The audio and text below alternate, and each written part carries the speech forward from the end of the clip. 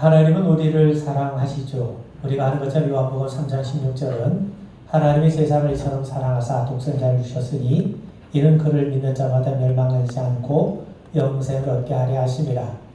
하나님이 세상을 이처럼 사랑하셨습니다. 그 말을 달리 표현한다면 우리는 하나님의 사랑을 받고 있는 사람이란 말이죠. 바울은 우리에게 말씀하기를 우리가 아직 연약할 때 그리스도께서 경건하지 않은 우리를 위해 죽으셨다고 말씀합니다. 우리가 아직 죄인 되었을 때 그리스도께서 우리를 위해 죽으심으로 우리에 대한 하나님의 사랑을 확증해 주셨다고 선언합니다. 또 우리가 원수 되었을 때에 그의 아들의 죽으심으로 인해서 하나님과 화목하게 되었다고 우리에게 말씀합니다. 그러므로 하나님이 우리를 사랑하신다는 말은 우리는 하나님의 사랑을 받고 있다는 말이요. 그래서 우리는 멸망하지 않고 영생을 얻게 되는 겁니다. 여러분, 흔히 기독교의 핵심을 담고 있는 것이 십자가죠. 십자가는 우리에게 두 가지를 보여줍니다. 바로 내 죄의 크기를 말해줍니다. 내 죄의 크기가 어느 정도냐? 바로 예수가 죽으실 만큼 우리는 큰 죄인이란 사실이죠. 또 동시에 내가 받은 사랑의 크기를 우리에게 보여줍니다. 우리는 어느 정도 크기의 사랑을 받고 있습니까? 하나님께서 독생자를 주실 만큼 우리를 사랑하시는 그 크기의 사랑을 우리는 받고 있는 겁니다. 여러분, 하나님은 공의의 하나님이세요. 그래서 죄값은 사망 아닙니까? 동시에 하나님은 사랑의 하나님이세요. 어느 정도로 우리를 사랑하십니까? 아들을 내어주실 만큼 우리를 사랑하십니다. 그러면 우리가 십자가를 바라볼 때마다 아들을 주시면서까지 내가 너를 사랑한다고 외치시는 하나님의 장엄한 선포를 들을 수 있어야 합니다. 그렇다면 여러분, 하나님께서 우리를 그렇게 사랑하신다면 여러분, 우리는 어떻게 해야 됩니까? 그 사랑 앞에 우리는 어떤 반응을 보여야 됩니까? 그거는요, 하나님의 사랑을 받아들이면 되는 겁니다. 하나님의 사랑을 받아들이는 것, 이게 바로 믿음인 것이죠. 우리가 하나님의 사랑을 받을 때 우리와 하나님과 우리 사이가 연결이 돼요.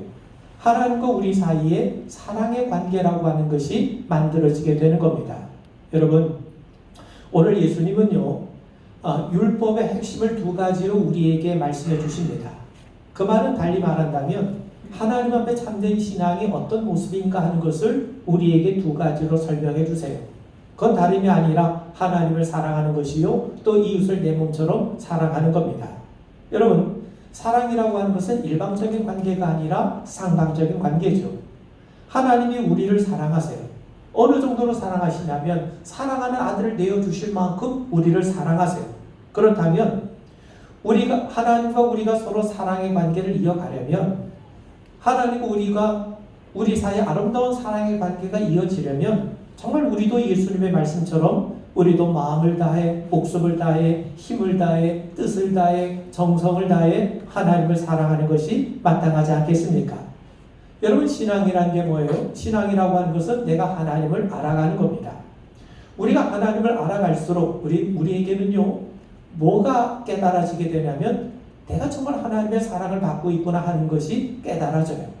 그리고 그것이 깨달아질 때마다 우리 안에 어떤 마음이 일어나는가? 나도 하나님을 사랑하고 싶은 마음이 일어나게 되어 있어요. 여러분, 이것이 정상이고 이것이 바른 신앙입니다. 예수님 우리에게 말씀하시죠. 물은 내게 오는 자가 자기 부모와 처자와 형제와 자매와 더욱이 자기 목숨까지 미워하지 아니하면 능히 내 제자가 되지 못하고. 무슨 말입니까? 세상의 그 어느 것도 하나님을 사랑하는 것보다 앞설 수 없다는 겁니다. 여러분, 하나님은 우리를 사랑하세요. 하나님은 우리와 사랑의 관계를 맺어가길 원하십니다. 우리가 깊은 사랑의 교제를 이어가길 원하세요. 우리가 진정으로 하나님의 사랑에 함께 동참해서 아름다운 사랑을 나누길 원하시는 거예요. 이것이 바로 신앙의 참된 모습이고 여기에 참된 신앙의 근거가 존재하는 겁니다. 오늘 말씀을 중심으로 세 가지를 여러분들과 함께 나눠보고자 합니다. 여러분, 우리가 구약 성경에 보면 참 난해한 성경 가운데 욥기가 있어요. 하나님이 욥을 칭찬하세요. 욥기 1장 8절을 보면 여호와께서 사단에게 이르시되 네가 내 종 욥을 주의하여 보았느냐? 그와 같이 온전하고 정직하여 하나님을 경외하며 악에서 떠난 자는 세상에 없느니라. 하나님이 욥을 칭찬하니까 갑자기 사단이 뭐라고 대답하냐면 욥이 어찌 까닭없이 하나님을 경외하리이까? 욥이 하나님을 사랑하고 하나님을 경외하는 데는 다 그럴 만한 이유가 있다는 거예요. 하나님께서 그의 일을 잘 되게 하시고 그를 부자 되게 하시고 그의 자녀들을 잘 되게 하셨기 때문에 욥이 하나님을 사랑하고 하나님을 경외하는 것 아닙니까? 이렇게 사단이 주장을 하는 것이죠. 여러분, 하나님을 경외한다는 건 다른 것이 아닙니다. 하나님을 내가 굳게 신뢰하고 그분을 사랑해서 하나님 앞에 내 자신을 온전하게 맡기는 것, 그게 바로 하나님을 경외한 것 아닙니까? 그래서 사단은요, 욥처럼 하나님의 복을 받으면서 하나님의 사랑을 받지 못할 사람이 어디 있겠느냐는 거예요. 여러분, 물론 사단의 말에는 일리가 있습니다. 욥처럼 하나님의 복을 받으면서 하나님을 사랑하고 하나님을 경외하지 못할 사람이 누가 있겠습니까? 그런데 여러분, 욥기는요, 사단의 말이 들렸고 욥의 신앙이 참된 신앙임을 우리에게 보여주고 있습니다. 여러분, 사단의 주장이 뭡니까? 우리가 신앙생활 하는 데에는 다 그럴 만한 이유가 있다는 거죠. 그게 뭡니까? 그게 바로 하나님이 주신 복이라는 거예요. 하나님의 복이 없으면 우리가 어떻게 하나님을 믿고 그분을 사랑하고 그분을 경외할 수 있겠느냐는 거죠. 그러니까 우리 신앙생활의 바탕에는 하나님의 복이 있고 하나님의 복이야말로 우리들의 신앙생활을 이어가게 만드는 원동력이라는 거예요. 여러분, 사실 사단의 말은 틀리지 않습니다. 하나님은 어떤 분이세요? 우리에게 복 주시는 분이세요.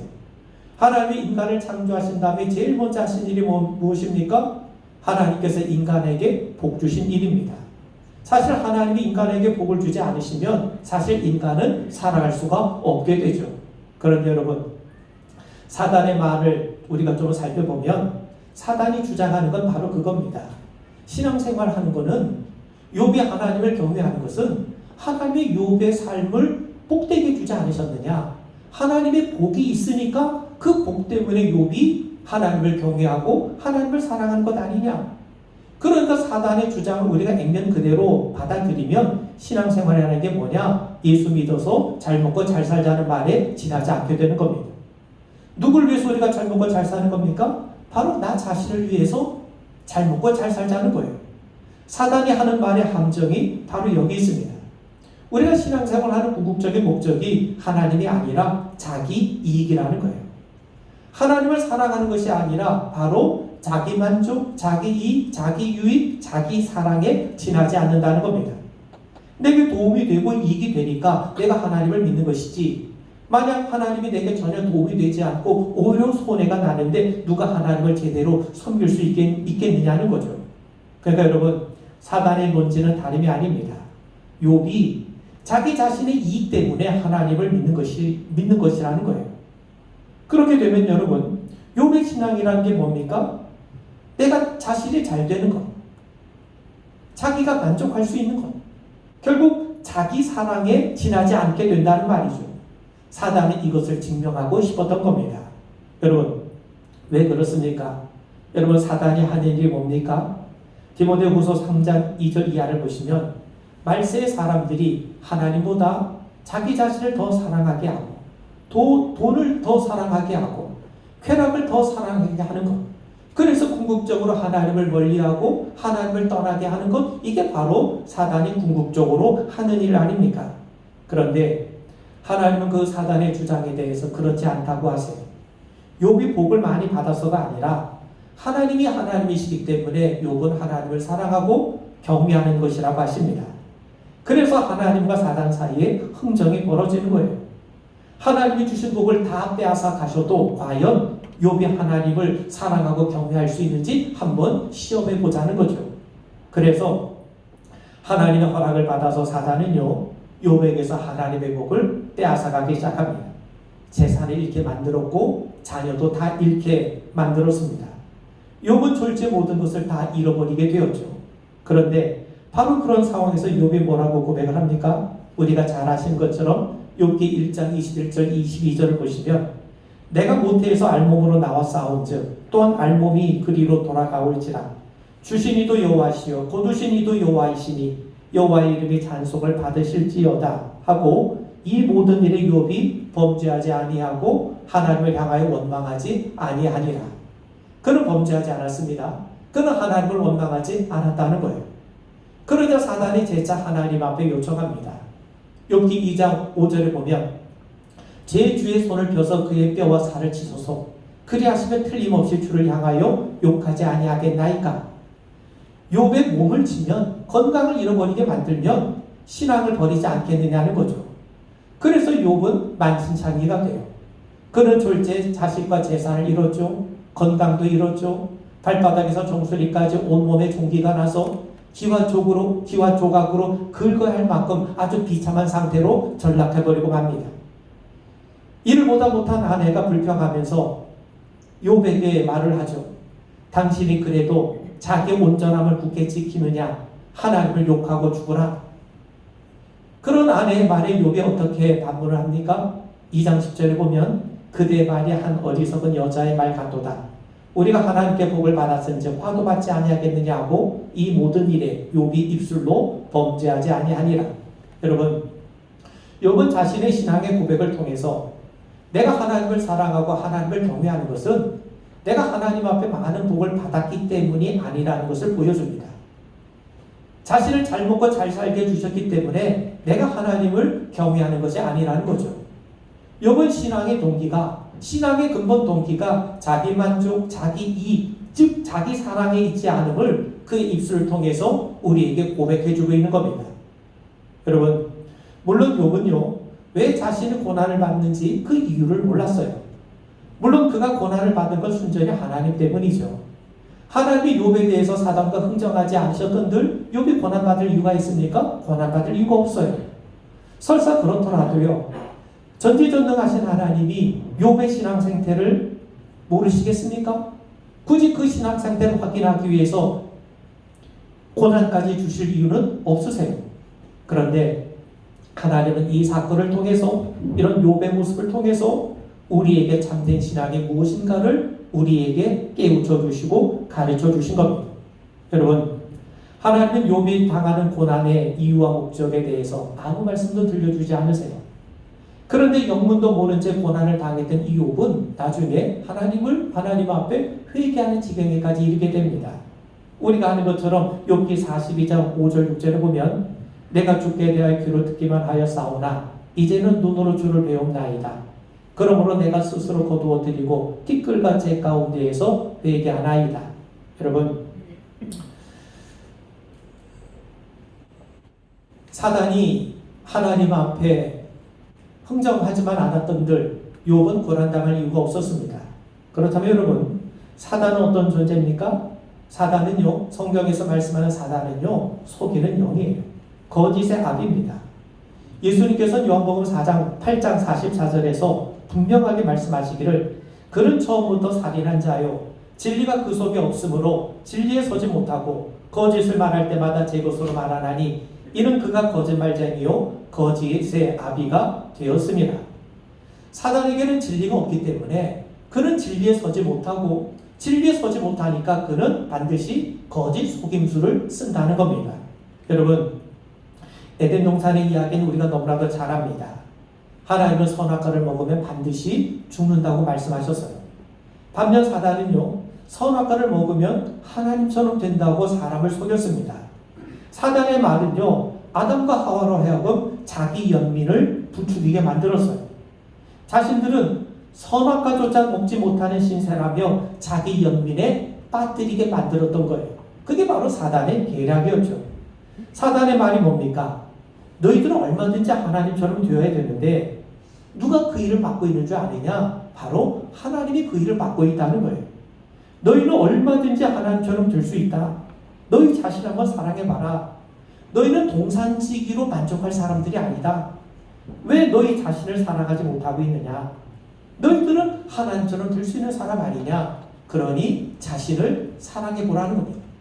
동산지기로 만족하지 말고 너희 자신을 최고로 사랑을 해서 너희 자신 스스로 하나님처럼 돼보라는 거예요. 그 사단의 유혹은요, 아담과 하와에게 자기 사랑을 극대화시키는 거예요. 다른 거 생각하지 말고, 이 순간에는 하나님도 생각하지 말고 네 자신만 생각하고 네 자신만 사랑하라는 거예요. 여러분, 자기 사랑이라는 게 뭡니까? 자기가 중심이 되고 자기가 만족하고 자기가 최고 되는 것 아닙니까? 그래서 아담과 하와의 자기 사랑은 선악과를 소유하는 것으로 나타나게 돼요. 이게 바로 사단의 계략인 겁니다. 여러분, 어디 이것이 에덴 동산에서만 일어난 일입니까? 이후의 인간의 역사는 바로 이것을 우리에게 보여줘요. 여러분, 우리는 성경에 보면 나봇의 포도원 이야기를 잘 압니다. 아합은 왕이에요. 많은 것을 소유했음에도 불구하고 나봇이 갖고 있는 작은 포도원을 갖지 못해서 병이 나고 달치병이 이릅니다. 결국 그의 아내 이세벨의 간교로 나봇을 죽이고 포도원을 강탈합니다. 더 좋은 포도원을 갖고 있으면서도 나봇의 포도원까지 소유하고 싶은 것이 인간의 뒤틀린 욕망 아닙니까? 그 배후에 뭐가 있어요? 사단에게 속아놓은, 사단에게 미혹된 자기 사랑이 있는 거예요. 다윗도 마찬가지죠. 그는 왕으로 수많은 처첩을 거느리고 있지 않습니까? 그런데도 우리아의 아내를 범하지 않았습니까? 여러분, 사단이 하는 일이 뭡니까? 하나님을 사랑하는 것보다 자기 사랑을 앞세우는 거예요. 자기 사랑을 극대화하는 겁니다. 사실 그 자기 사랑이라는 건요, 탐욕의 다름 아닙니다. 여러분, 사단은 말세인 이때에 우는 사자처럼 우리를 대적합니다. 여러분, 하나님은 우리를 사랑하시죠? 우리와 사랑을 나누길 원하세요. 사랑이라는 게 뭡니까? 내가 누군가를 사랑한다는 건요, 그 사람이 내 인생의 최고라는 거예요. 내가 누군가의 사랑을 받는다는 것은 내가 그 사람에게 가장 소중한 존재가 되는 겁니다.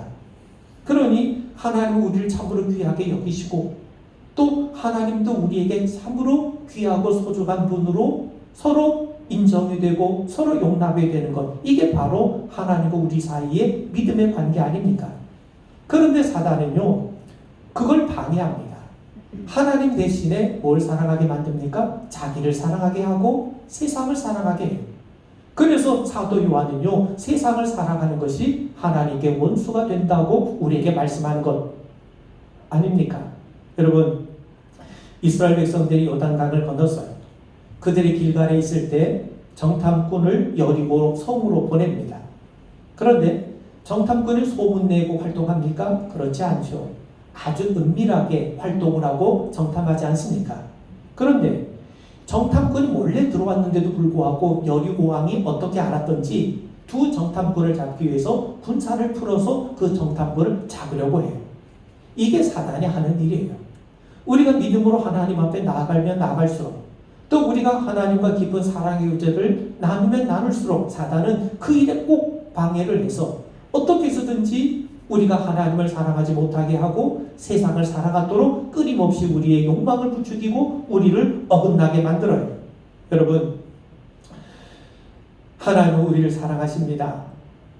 그리고 우리가 하나님을 알아가면 알아갈수록 우리는 그분이 우리를 사랑하시는구나 하는 걸 깨닫게 되고 또 우리가 하나님을 알아가면 알아갈수록 우리는 하나님을 사랑하게 돼요.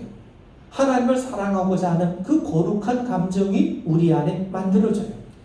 그리고 그분을 사랑할수록 우리는요, 하나님 말씀대로 살아가게 됩니다. 여러분, 이것이 참된 신앙 아닙니까? 반면 사단은요, 끊임없이 우리를 미혹해갖고 거짓된 신앙, 가짜 신앙에 물들게 만들어요. 하나님을 사랑하는 것보다 자기 자신을 더 사랑하게 만듭니다. 그리고 신앙을 변절시켜서 하나님이 하나님이시기 때문에 하나님을 사랑하고 경외하는 것이 아니라 하나님이 내게 복을 주시기 때문에 하나님을 믿고 따르는 게 내게 이익이 되기 때문에 그쪽으로 우리들의 신앙의 초점과 방향을 왜곡을 시켜버립니다. 이것이 거짓된 신앙인 것이죠. 여러분, 예수님의 씨 뿌리는 자의 비유를 우리 너무나도 잘 알고 있습니다. 그 중에 돌밭이 나오죠. 돌밭에 뿌려졌다는 것은 말씀을 듣고 즉시 기쁨으로 받되 그 속에 뿌리가 없어 잠시 견디다가 말씀으로 말미암아 환난이나 박해가 일어날 때에는 곧 넘어지는 자예요. 말씀을 즉시 기쁨으로 받아들이지만 환난이나 핍박이 오면 넘어진다는 거예요. 여러분, 환난이나 핍박을 좋아할 사람은 없습니다. 초대교회 성도들이 환난과 핍박 가운데 믿음을 지켰다고 해서 우리도 일부러 환난과 핍박을 받을 필요는 없는 겁니다. 그런데 여러분, 대부분의 사람들은요, 자신을 힘들게 하고 고통스럽게 만드는 현실을 받아들이기가 어려워요. 그래서 신앙도 자칫 실용주의적인 경향으로 변질될 수가 있습니다. 여러분, 우리가 신앙생활 하는 거는요, 하나님이 하나님이시기 때문에 그래요. 하나님의 말씀은 진리이기 때문에 하는 겁니다. 그런데 말씀대로 사는 것을 방해하는 것이 뭐냐? 그게 실용주의예요. 실용주의라고 하는 것은 진리에 대한 관심이 없습니다. 내게 어떤 이익이 되느냐, 내가 어떤 유익을 주느냐, 거기에만 관심이 있는 거죠. 그러므로 실용주의라고 하는 것은요, 사실 자기 사랑에 지나지 않습니다. 여러분, 내게 도움이 되고 내게 유익을 주는 것이 나쁘다는 게 아닙니다. 그런데 우리 신앙이 실용주의에 굴복하게 되면 신앙은 왜곡이 돼요. 왜냐하면 신앙은 기복주의가 되고 또 고난이나 핍박 앞에서 실용주의 신학은 속수무책 넘어질 수밖에 없기 때문이죠. 예수님이 부자 청년에게 네 가진 것을 가난한 사람에게 나눠주고 나를 따르라고 말씀하세요. 근데 그는 예수님을 따를 수가 없어요. 왜? 예수를 따르는 것이 내게 이익이 되지 않고 손해가 되기 때문인 것이죠. 여러분, 예수님의 공생애를 시작하실 때 사단이 시험을 하죠. 네가 하나님의 아들이라면 돌이 떡이 되게 하라. 정말 하나님의 아들이라면, 정말 하나님의 구원을 이루려면 적어도 사람들의 먹는 문제만큼은 해결해 줘야 되지 않겠느냐. 사람들이 원하는 물질적인 욕망을 채워주지 않고 어떻게 사람을 구원할 수 있겠느냐. 이게 사단의 질문입니다. 그때 예수님이 뭐라고 대답하십니까? 사람이 떡으로만 사는 게 아니라 하나님의 입에서 나오는 말씀으로 산다는 거예요. 사람들은 자기 삶에 얼마나 도움이 되느냐, 그런 육신적인 이익에 관심이 있어요. 그런데 반면에 예수님의 관심은 영혼에 있었던 겁니다. 여러분, 사단은 끊임없이 실용주의를 앞세워서 우리의 신앙을 왜곡을 시킵니다. 인간의 자기 사랑을 극대화시켜서 자기가 중심이 되고 자기가 최고가 되어야 되고 자기 이익에게로 모든 것을 집중시켜 만들어요. 그래서 결국 하나님을 사랑하는 것 대신 자기를 사랑하게 되고 자기가 중심이 되고 세상을 사랑하는 것으로 우리들의 신앙을 변질시켜 간다는 겁니다. 여러분, 실용주의적인 신앙, 자기 이익을 구하는 신앙, 자기 사랑을 동기로 하는 신앙은 하나님이 기뻐하시는 신앙이 아닙니다. 이런 신앙에 우리가 사로잡힐 때 우리의 영혼과 교회가 변질될 수 있게 되는 거죠. 여러분, 우리가 이런 신앙에 사로잡히게 되면요, 내가 하나님 앞에, 진리 앞에 자신의 욕망을 내려놓을 수가 없어요. 내가 주인이 되는 것이고 하나님이 종이 되는 겁니다. 내가 원하는 게 중요하고 하나님은 단지 내 필요를 채워주시는 존재로 전락하게 되는 겁니다. 그렇다고 해서 여러분, 하나님이 우리의 필요를 외면하시는 분이 아니십니다. 하나님은 우리에게 복을 주세요. 구원의 복을 주실 뿐만 아니라 천국에 약속해 주셨고 또 때에 맞게 필요한 것들을 공급하실 뿐만 아니라 우리의 삶에 필요한 것을 채워주시고 책임져 주시고 인도해 주시고 보호해 주세요. 우리는 하나님의 복 없이는 살 수가 없습니다. 그렇다고 해서 하나님의 복이 참된 신앙의 동기가 된 건 아닙니다. 신앙은 무엇입니까? 하나님의 복을 받기 때문에 그걸 믿고 따르는 것이 아니라 하나님이 하나님이시고 하나님의 말씀이 진리이기 때문에 우리는 그분을 믿고 따르는 겁니다. 마지막으로요, 여러분, 앞서 말씀드린 것처럼 하나님이 우리에게 원하시는 것은요, 하나님과 우리 사이의 아름다운 사랑의 관계예요. 그런데 사랑을 하면 힘이 생깁니다. 힘들어도 견디게 되고 버티게 돼요. 여러분, 예수님이 십자가를 지실 때 사람들이 예수님 앞에서 예수님을 비아냥거리고 비난하고 조롱하지 않았습니까? 내가 하나님의 아들이라면 십자가에서 한번 뛰어내려 보라고 조롱했어요. 그런데도 예수님이 십자가를 잡으셨고 부끄러움을 개의치 아니하시고 그대로 그것을 감당하십니다. 왜 그렇습니까? 십자가를 지시는 것이 하나님을 사랑하는 것이고 하나님의 뜻을 이루는 것이고 또 십자가를 지시는 것이 우리를 사랑하는 일이기 때문에 만약 그 사랑이 없으셨던들 어떻게 그 모진 고통과 수치를 감당하실 수 있었겠습니까? 여러분, 부모는 자녀를 사랑하기 때문에 힘들고 자존심이 상해도 견디고 버팁니다. 자녀 역시 부모를 사랑하기 때문에 굴하지 않고 최선을 다할 수 있는 것이죠. 우리도 마찬가지입니다. 우리가 하나님을 사랑하면 우리도 환난과 핍박 가운데에서도 견디며 세상에 대해서 우리가 더 담대해져 가는 거예요. 예수님의 제자들 생각해 보세요. 사도라는 사도라고 하는 그 영광스러운 직분이 주어졌을 때 그들에게 찾아온 건 다름이 아니라 환난과 핍박이었어요. 그들은 예수님을 사랑하는 마음으로 그 환난과 핍박을 능히 이겨나갔어요. 여러분, 초대교회 성도들은요, 예수님을 본 적이 없어요. 그들은 예수를 믿는다는 이유 때문에 불시험을 당하고 있었습니다. 그럼에도 그들은 믿고 말할 수 없는 영광스러운 즐거움으로 기뻐하고 있다고 그들은 고백하고 있습니다. 왜 그렇습니까? 우리가 비록 두 눈으로 예수님을 보지 못했지만 그래도 예수님을 사랑하고 있기 때문인 것이죠. 여러분, 부활하신 예수님이 디베랴 호숫가에서 그물을 던지고 있던 베드로를 찾아오셨어요.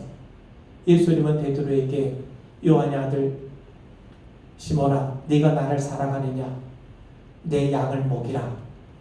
3번에 걸쳐서 베드로의 사랑을 확인하신 다음에 교회를 맡기십니다. 여러분, 예수님은 베드로의 능력이나 그의 실력이나 그의 비전이나 그의 재주를 물으신 것이 아닙니다. 예수님이 물으셨던 건 단지 네가 예수님을 사랑하는지를 물으신 거예요. 주님이 원하신 건 다른 게 아닙니다. 바로 베드로의 사랑이었죠. 예수를 향한 사랑만이 주님을 향한 사역의 근본 동기가 될 수 있기 때문인 겁니다. 아멘. 여러분, 예수님은 내 양을 먹이라 라고 말씀하세요. 양을 먹이는 일은요, 목자면 누구나 할 수 있어요. 그런데 선한 목자들 가운데 그냥 목자가 아니라 그래도 선한 목자면요, 양들을 푸른 초장 쉴만한 물가로 인도하지 않습니까? 또 맹수가 나타나면 대신 싸워주지 않습니까? 뿐만 아니라 양 한 마리라도 고집을 부려서 길을 잃으면 그 한 마리를 위해서 찾아 나서줘야 하지 않겠습니까? 여러분, 이런 일들은요, 자기에게 양들을 맡겨주신 주인에 대한 사랑이 없으면 감당할 수 없는 일이죠. 예수님이 베드로에게 원하신 것이 바로 이런 겁니다. 베드로의 모든 사역의 동기가 예수님을 향한 사랑이길 원하셨던 거예요. 물론 나중에 베드로는 주를 위해 많은 핍박을 받았습니다. 십자가에 거꾸로 매달려 순교까지 감당하죠. 주님을 향한 사랑이 그의 신앙과 사역의 동기가 되지 않았던들 어떻게 그런 일을 감당할 수 있었겠느냐 하는 겁니다. 여러분, 예수 믿으면 복을 받아요. 그래서 예전에 참 어렵고 힘든 가난한 시절에 예수 믿고 복 받아서 잘 살아보겠다는 심정으로 교회 문을 두드린 사람들이 많았어요. 그리고 그들 중에는 경제적으로 부유해진 사람들도 있었습니다. 그런데 그런 그들이 하나님을 알아가면서 하나님의 사랑을 깨닫게 되었고 예수 그리스도를 통한 구원의 은혜를 알게 됩니다. 하나님의 뜻을 분별하면서 신앙이 깊어지면서 신앙의 동기와 목적이 달라져요. 처음에는 예수 믿고 복 받자 해서 이제 신앙이 자라면서 예수를 통한 구원의 복을 깨닫게 되면서 이제는 그분의 뜻대로 순종하며 살아가게 되는 거죠. 여러분, 이것이 참된 신앙으로 성장하는 모습 아니겠습니까? 그런 의미에서 여러분, 신앙이란 게 뭡니까? 내게 어떤 이득이 주어지느냐가 아니라 하나님에 대한 온전한 지식과 신뢰에서 이루어지는 것. 이게 바로 믿음 생활하는 거죠. 여러분, 욥은요, 하나님께서 그의 집과 소유를 축복했기 때문에 하나님을 경외한 것이 아닙니다. 그는 고난의 상황 속에서도 하나님이 하나님이시기 때문에 그는 하나님을 굳게 신뢰했어요. 여러분, 이런 욥의 모습이 이해가 되고 용납이 되면 우리는 제대로 신앙의 길을 걷고 있는 겁니다. 물론 욥의 아내처럼 극심한 고난 속에서도 흔들릴 수 있어요. 그렇다고 우리는요, 그녀를 정죄하지 말아야 됩니다. 하나님은 욥의 말년에 갑절의 복을 주셨는데 바로 그 욥의 아내를 통해서 자녀의 복도 주지 않으셨습니까? 여러분, 오늘 우리는 스스로 묻고 답할 수 있어야 됩니다. 나는 과연 나를 위해서, 나의 이익과 만족을 위해서 하나님을 사랑하고 하나님을 경외하는 것인가?